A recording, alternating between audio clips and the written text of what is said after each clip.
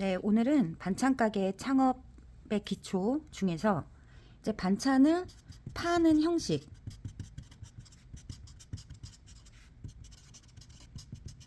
대해 얘기를 해보겠습니다. 보통 반찬 가게라고 하면 두 가지 모습으로 많이 팔아요. 첫 번째는 진열형입니다. 제가 임의로 붙인 단어고요. 진열형 같은 경우는 쇼케이스에 많은 반찬을 깔아놓고 판매하는 형식이에요. 일정하게 오늘은 이 반찬, 내일은 저 반찬, 내일은 이 반찬 없음, 모레는 저 반찬 없음 이렇게 정해놓고 하지 않고, 물론 새 메뉴가 매일 나오기도 하지만 그래도 기본적으로 몇십 개가 깔려 있어서 손님들이 고를 수 있게 하는 그런 형태의 반찬 가게를 말하고요. 그리고 이거는 식단제, 두 번째는 식단제 반찬 가게인데요. 처음에는 인터넷 업체에서만 많이 썼어요. 인터넷으로 배달하는 업체에서 이 방식을 많이 썼는데, 요즘에는 로드샵도 기본 식단제 구성으로 하고 거기에다가 추가로 뭐 한 서너 가지만 더 하는 그런 식의 반찬 가게도 로드샵에서도 많이 하더라고요. 자, 그럼 진열형 반찬 가게와 식단제 반찬 가게의 장단점을 알아보겠습니다. 먼저 진열형 반찬 가게, 쇼케이스에 쫙 깔아놓고 하는 반찬 가게에서 손님이 바라보는 관점의 장점, 일단 고르는 즐거움이 있습니다. 내가 마음으로는 뭐 도라지 무침을 사러 왔는데 가서 보니까 뭐 참나물 무침도 있고 뭐 홍어회 무침도 있고 뭐 코다리 조림도 있고 이것저것 많아. 그럼 생각보다 더 많이 사게 될 수도 있고요. 일단 고른다는 그 자체가 뭐 쇼핑 좋아하시는 분들은 다 아시겠지만 즐겁잖아요. 그래서 고르는 즐거움이 있다는 장점이 있고, 또 식단제 반찬 가게 같은 경우는 이 고르는 부담이 없습니다. 이 고른다는 행위가 어떨 때는 즐거움이기도 하지만 어떨 때는 부담이기도 하잖아요. 막 뭐 어떤 인터넷 쇼핑몰 사이트 봐서 똑같은 거 수십 개 보고 있으면 너무 막 머리가 혼란스럽고 할 때 있잖아요. 고르는 부담을 줄여주고 그냥 정해진 대로만 살 수 있습니다. 그런데다가 이렇게 정해진 대로만 팔다 보니 뭐 국 하나, 메인 하나, 뭐 부반찬 두 개, 뭐 나물 두 개 이런 식으로 정해진 것만 팔다 보니 가격이 비교적 싸요. 손님이 느낄 때 가격이 비교적 골라서 이것저것 담았을 때보다 훨씬 싸게 느껴진다.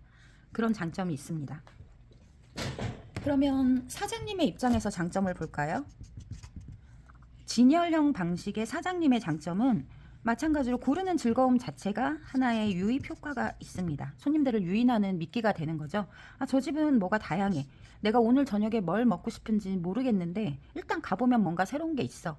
그럼 한번 가볼까? 그런 유입할 수 있는 미끼가 될 수가 있고요. 그리고 네, 일단 그게 거의 뭐 유일한 장점인 것 같네요. 사장님 입장에서는. 그리고 식단제 반찬 가게는 사장님의 장점이 많습니다. 일단 식단이 정해져 있고 고정된 음식을 하기 때문에 재료가 관리하기 편합니다. 딱 그 식단에 맞는 재료만 사면 되거든요. 재료 관리가 편하고, 두 번째, 누락의 위험이 적습니다. 뭐 손님이 예를 들어서 배달을 시키는데 생선 하나, 계란말이 하나, 나물 두 개, 뭐 참나물 하나, 비름나물 하나, 미역국 하나, 홍어회 하나, 뭐 이런 식으로 시켜버리면 싸다가 포장을 빼먹는 일이 생겨요. 그러면 다시 갖다 주거나 재배달을 해야 되거나 손님한테 일단 욕을 먹겠죠. 근데 그런 누락의 위험이 없습니다. 똑같이 나가기 때문에 모든 집이 다 똑같이 나가요.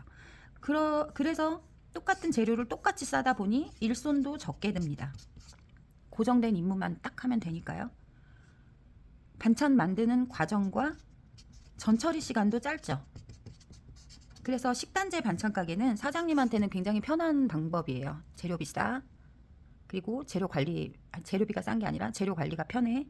그리고 과정 편해. 시간 덜 들어. 일손 덜 들어. 반찬 가게의 비용적인 면에서 모든 걸 다 줄여줄 수 있는 방법입니다. 그러면 손님 입장에서 단점을 볼까요? 진열형 반찬 가게에서 손님 입장의 단점은 보통 이렇게 반찬을 70개, 80개 막 깔아놓는 반찬 가게는 그 70, 80개 반찬이 매일 바뀌지 않아요. 그 중에 한 5, 60개는 기본으로 가고 한 10개에서 20개 내지 정도만 매일매일 바꿔가는 그런 식으로 진열을 하는데, 그러다 보니까 어제 본 반찬이 오늘 또 있어. 그러면 손님들이 일단 의심을 하게 돼요. 이 반찬 오늘 만든 거 맞나? 어제 만든 걸 계속 파는 거 아닌가? 의심할 수가 있게 됩니다. 그래서 반찬집에서 가장 많이 물어보는 게 반찬이 이게 다예요? 반찬 가짓수를 물어보고 이게 다예요? 더 다른 거 없어요? 이게 가장 많이 묻는 질문이고, 두 번째 많은 질문이 오늘 한 거예요?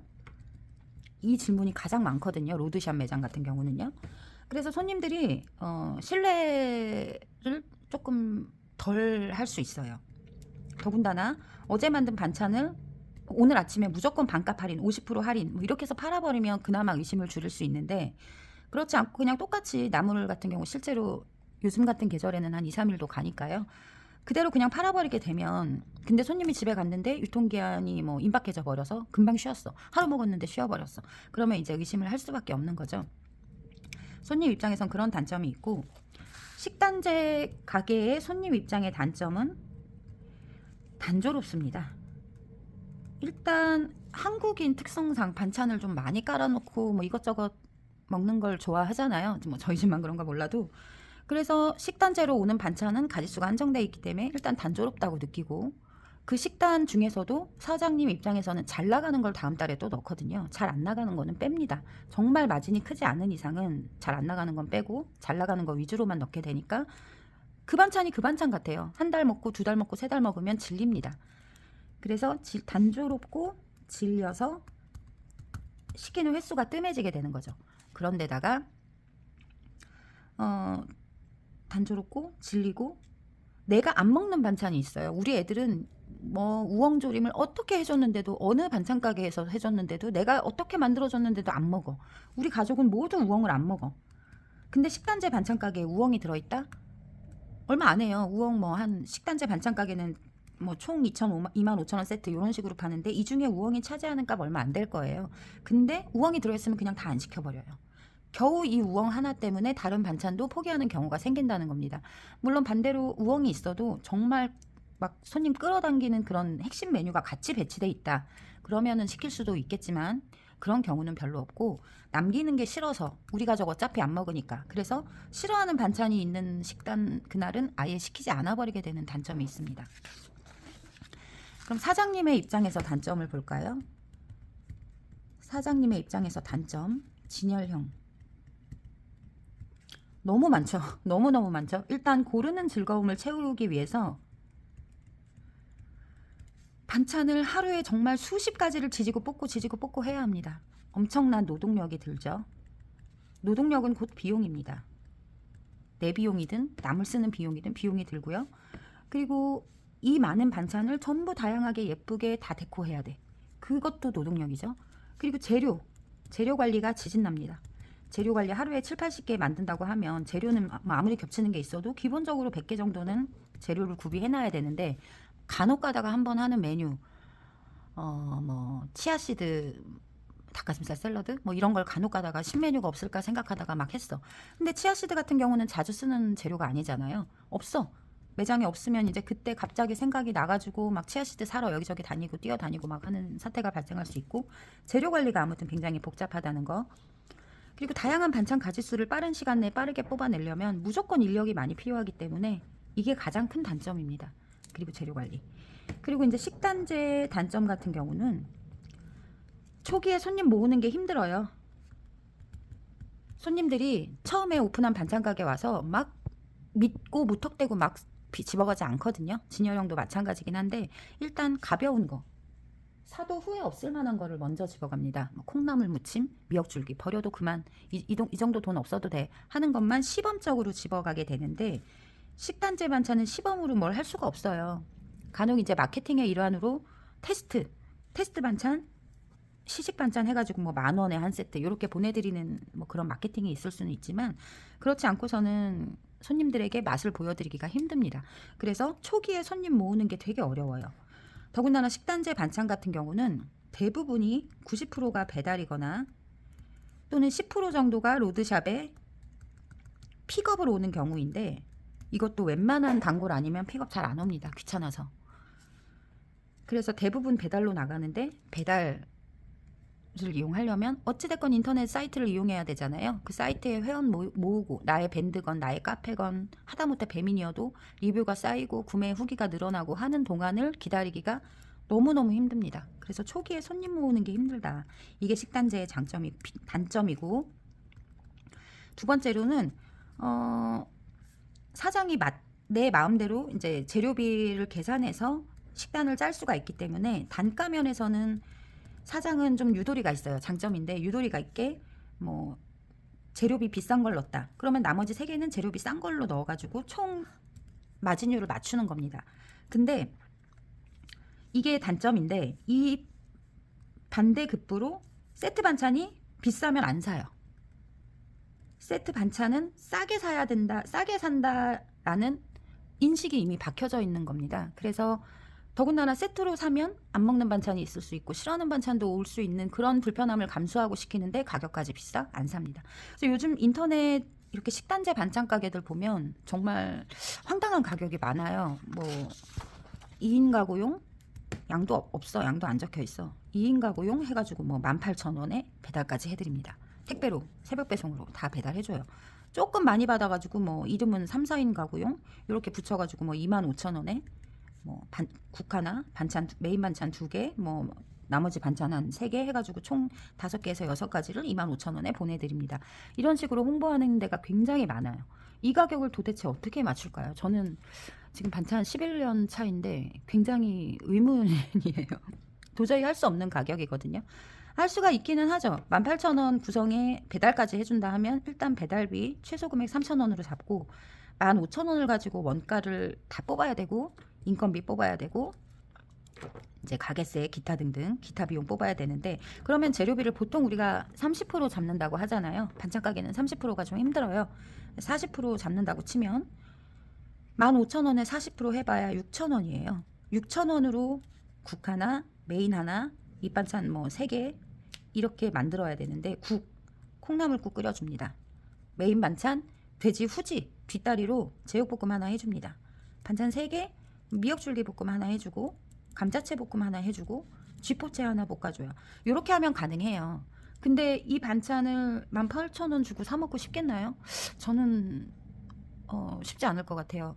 물론 자취생이나 독거 생활을 하시는 분들은 그래도 이게 나을 수도 있습니다. 식당에서 뭐 한 끼 먹으면 12,000~13,000원 한 끼에 혼자 먹어도 해버리니까 그거보다는 낫지만 그래도 기본적으로 재료비 차지하는 비중이 낮아요. 그래서 별로 많이 남지 않습니다. 재미가 없어요, 장사가. 뭐 그렇게 해가지고 34,000원에서 25,000원 해가지고 돈의 금액을 조금 늘려서 재료비를 뭐 한 8,000원대까지 끌어올렸다. 그럼 가지수가 또 늘잖아요. 얘는 5가지 주는데 얘는 6가지를 줘야 돼. 그렇기 때문에 큰 차이 없어요. 그래서 큰 돈을 벌기는 사실 쉽지 않은 구조인데 이 식단제 반찬 가게가 큰 돈을 벌려면 하루에 한 200세트 나가면 돼요. 그러면 벌 수 있습니다. 그래서 예전에 한참 유행했었죠. 식단제 배달 반찬 가게 해가지고 체인점이 막 생긴 적이 있었어요. 거기가 원래는 처음에 매장 하나로 식단제 반찬 배달을 하다가 그게 잘 돼서 경기도의 여러 곳으로 이제 프랜차이즈로 넓혔었는데 저랑 거의 같은 시기에 시작을 했거든요. 지금 없습니다. 거의 망했어요. 거의 매장이 지금 1개, 2개 정도밖에 안 남았어요. 그 이유가 뭘까요? 가격이 싸요. 그래서 재료비는 자꾸 오르고 인건비 자꾸 오르는데 마진율이 남지 않는 겁니다. 배송 기사 비싸지죠? 포장하는 뭐 인건비, 주방 인건비 아무튼 다 비싸지죠? 재료비 비싸죠? 근데 손님들은 식단제 반찬 가게를 싼 맛에 싸서 먹는데 가격을 마음대로 막 올릴 수가 없거든요. 그래서 그러다 보니까 돈은 안 남고 몸은 힘들고 점점 폐업을 하게 되더라고요. 얘네가 서울 중심부로 진출하지 못한 이유도 저는 그게 아닌가 싶어요. 너무 가격이 쌌어요. 식단제 반찬 가게인데 18,000원, 17,000원 그렇게 배달을 했으니까 그 가격으로 재료를 사서 만들어 봐야 반찬 구성도 정말 그렇고 재료도 좋은 걸 쓸 수가 없거든요. 그러다 보니까 서울 그 좋은 가격, 굉장히 경쟁력 있는 가격을 가지고서도 서울로 중심부로 진출하지 못했던 이유는 저는 아마 품질 때문에 그러지 않은가라는 생각을 합니다.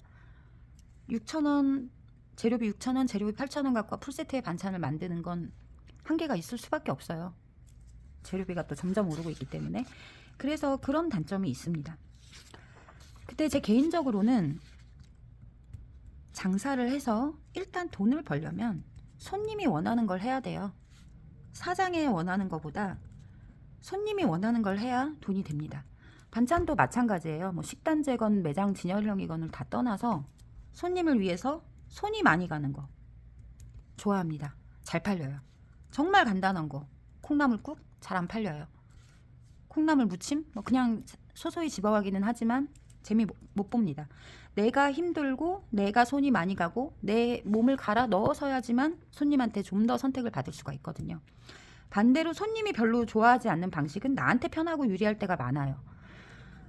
식단제 반찬 가게도 그래요. 사실은 사장한테 장점이 굉장히 많은 방법이기 때문에 손님들은 장점보다는 장점 딱 하나 고르지 않는 거, 부담 적은 거, 두 개네요. 그리고 가격 싼 거, 딱 그건데 그에 반해 사장의 장점은 매장 진열형 반찬 가게보다 정말 많은 방법이거든요. 그래서 얘네들이 오래를 못 가요. 식단제 반찬 가게 해가지고 막 10년씩 하는데 못 봤어요.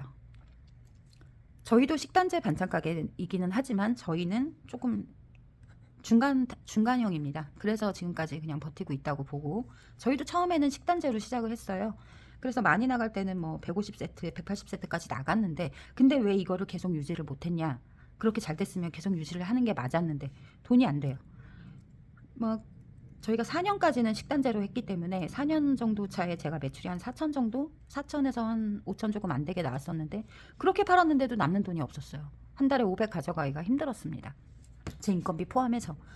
그래서 이거는 안 되겠다 싶어서 그때부터 이제 손님들이 고를 수 있는 식의 식단으로 전면적으로 바꿨고, 그때부터 매출이 확 뛰어 올랐는데, 그래서 지금까지 10년씩 하는 데는 잘 못 봤어요. 다만 인터넷 업체들, 애초에 큰 자본을 가지고 공장 설비 만들고 큰 투자를 받아서 하는 곳들은 조금 오래 버티기는 하더라고요. 그런 데는 워낙 자본이 많이 들어가고 또 규모의 경제가 되니까요. 일단 처음부터 홍보비, 인터넷 홍보비 어마어마하게 때려 부어가지고 막 인스타 키면 나오고 뭐 다음 뭐 뉴스 보다가 나오고 네이버 보다가 나오고 광고를 엄청나게 때려요. 그리고 전국으로 다 배송을 나갑니다. 이미 배송망이 갖춰져 있고 택배를 이용하든 뭐 자체 시스템을 이용하든 전국적 배송망이 갖춰져 있고 전국적 홍보를 할 수 있다 보니까 얘네들은 규모의 경제가 되죠. 그래서 얘들은 조금 오래 갈 수 있습니다. 아예 대기업화로 기업화로 하는 거. 근데 동네에서 동네 손님들 대상으로 식단제로 한다는 건 정말 오래 가기 쉽지 않습니다. 오래 가는 경우가 있기는 하죠. 제가 강동구 쪽에 유명한 반찬 식단제 반찬 가게가 지금 그래도 꽤 오래 한 5, 6년째 하고 있는 것 같은데, 거기는 가격도 싼데 내용도 알차요. 남는 게 적겠죠. 근데 여기는 동네 반찬 가게 치고는 막 손님이 많아요. 대기도 타더라고요. 뭐 하루에 한 300개 정도는 배달을 이렇게 배송을 보내지 않을까 싶습니다. 그러면 남죠. 규모의 경제가 될 수밖에 없기 때문에. 소규모 반찬 가게는 시금치를 사도 5단 사면 시금치 한 15팩, 20팩 나와요. 이거 하루에 못 팔거든요. 근데 이렇게 300세트씩 하루에 판다? 시금치 5단이 아니라 5박스를 사겠죠. 5단 사면 한 단에 3,000원이니까 15,000원이에요. 시금치 한 박스 살면 10단 들었는데 2만원, 뭐 24,000원, 비싸봐야. 그렇기 때문에 가격에서 따라잡을 수가 없습니다. 재료를 많이 사버리기 때문에. 그래서 그런 데는 가능하다. 그러니까 식단제 반찬 가게로 돈을 벌려면 정말 식수가 많아야 된다. 쉽지 않죠. 많이 모으는 게 쉽지 않습니다. 그래서 이 강동구에 있는 반찬처럼 내 몸을 진짜 갈아 넣겠다 하고 좋은 재료를 쓰고 고급진 메뉴를 하면서 계속 투자를 해요. 이게 투자거든요. 이게 홍보고 이게 마케팅입니다. 그래서 내가 처음에는 손실을 감수하더라도 한 1년, 2년 계속 이렇게 해. 그러다 보면 입소문을 타고 손님이 줄을 서고 대기까지 하게 되는 상황이 발생합니다. 근데 보통은 이렇게 하기가 쉽지 않죠. 정말 나의 희생이 없지 않고서는, 자본력이 많지 않고서는 쉽지 않습니다. 그래서 이 식단제 반찬 가게에서 엄청 크게 성공했다, 끝까지 식단제만 고집하면서 엄청 크게 자리 잡고 오래 하고 있다, 이런 곳을 잘 보지는 못했습니다. 기본적으로 그래서 어떤 장사고 마찬가지겠지만 사장이 힘들어야 돼요. 사장이 불편하고, 제 장사 가치관은 그렇습니다. 사장이 힘들어야 되고, 사장이 불편해야 되고, 고생해야 됩니다. 몸 갈아 넣어야 돼요. 그래야지 그 힘든 초창기를 버틸 수가 있고, 또 손님들이 원하는 거를 맞춰줄 수가 있습니다. 간혹 내가 음식 만드는 거 너무 좋아해서 나는 그냥 반찬 가게가 꿈이야. 아니에요. 반찬 가게는 내 꿈을 실현시켜주는 데가 아닙니다. 이거는 내 음식으로 팔리느냐 안 팔리냐 영업에 대해서 평가를 받는 곳이에요. 내 꿈을 펼치는 곳이 아니라 내 꿈이 정말 나랑 맞는지 평가받는 곳입니다. 그렇기 때문에 아무리 내가 음식 만드는 게 좋아도 돈을 못 벌면 유지할 수가 없어요. 기본적으로는 다 돈이거든요. 내 꿈을 펼치고 음식 만드는 거 좋아해. 그럼 교회 가서 봉사하시면 됩니다. 교회나 뭐 어디 그런 데 있잖아요. 어르신 뭐 음식 급식소 같은 데 가서 그런 데서 음식 하시면 돼요. 근데 내가 좋은 재료 쓰고 이렇게 해서 막 선보이고 싶어. 장사의 영역에서는 쉽지 않습니다. 다음에 얘기를 할 건데 하여튼 나의 로망과 현실에서 수익성과 연결시키는 거는 정말 어려운 작업이에요. 대부분 거기서 많이 이제 현실을 깨닫고 접게 되시는 거죠. 이렇게 이거 시금치 한 단 사가지고 3,000원밖에 안 하는데 한 단 사니까 3팩 나왔다? 이거 뭐 4,000원에 받아서 12,000원에 팔면 와 완전 떼돈 버는 거 아니야? 시금치 하루에 뭐 50팩만 팔아도 이거 얼마야? 이렇게 생각을 하고 차리시는데 왜 시금치 값만 생각하실까요? 시금치를 만드는 사람값, 데치는 물값, 가스값, 또 시금치나물이 웬만해서 맛있으려면 참기름도 좋은 거 써야 돼요. 참기름 국산, 가격은 다들 아시겠죠? 그리고 깨도 맛있어야 되고 깨도 볶아야 됩니다. 양념도 맛있는 거 넣어야 돼요. 그렇게 저렇게 맞추다 보면 시금치가 한 단에 3,000원에 해서 3팩을 만들어서 3팩을 4,000원에 팔아서 12,000원을 한다. 그러면 실제로 남는 거는 9,000원이 남을 것 같지만 3,000원짜리를 팔아서 9,000원이 남는데 우아할 것 같지만 실제로는 그렇지 않아요. 그리고 더군다나 시금치를 한 팩에 4,000원 주고 사는 사람도 요즘 많이 없을 거고 모르겠네요. 식재료 값이 하도 올라서 이제는 좀 아실란지 모르겠는데 보통 나물은 3팩에 10,000원, 4팩에 10,000원 이런 식으로 막 떨이로 팔아버리시니까 그 가격 받기도 쉽지 않을 뿐더러 하루 지나면 다 폐기해야 돼요. 로스가 나버리죠. 로스 비용도 잡아야 됩니다. 로스 비용도 이 9,000원에서 마이너스를 해야 돼요. 3팩을 만들었는데 한 팩을 못 팔았어? 그러면 실제로는 6,000원이 남는 겁니다. 그럼 6,000원에서 사람은 똑같이 들어갔지, 물 썼지, 가스 썼지, 참기름 국산 썼지, 깨 썼지, 양념 썼지, 실제로 남는 건 더 적어져요. 그래서 나의 희망사항과 현실을 맞추는 게 굉장히 어렵습니다. 거기서 많이 현실을 깨닫고 실제로 음식 만드는 거는 너무 좋은데 돈이 안 남아. 그리고 이거를 재미로 보람으로 뭐 오기로 끌고 가는 것도 한계가 있지 돈이 안 나오면 일단 장사는 못 버텨요. 버티기가 정말 힘듭니다. 그래서 대부분 2년에서 4년 사이에 문을 닫는 이유가 이거예요. 이제 어느 정도 2년 정도 됐으면 자리도 좀 잡았을 텐데 라고 생각을 하시는데 자리는 잡아서 고정 손님은 뭐 꾸준히 있을 수가 있지만 그게 손익분기점을 막 어마어마하게 뛰어넘을 만큼의 드라마틱한 일이 생기지 않습니다. 계속 버티는 거예요. 계속. 그거를 대부분 못 버티시기 때문에 그 의지의 문제가 아니라 생계의 문제이기 때문에 못 버텨요. 그래서 장사를 접는 겁니다.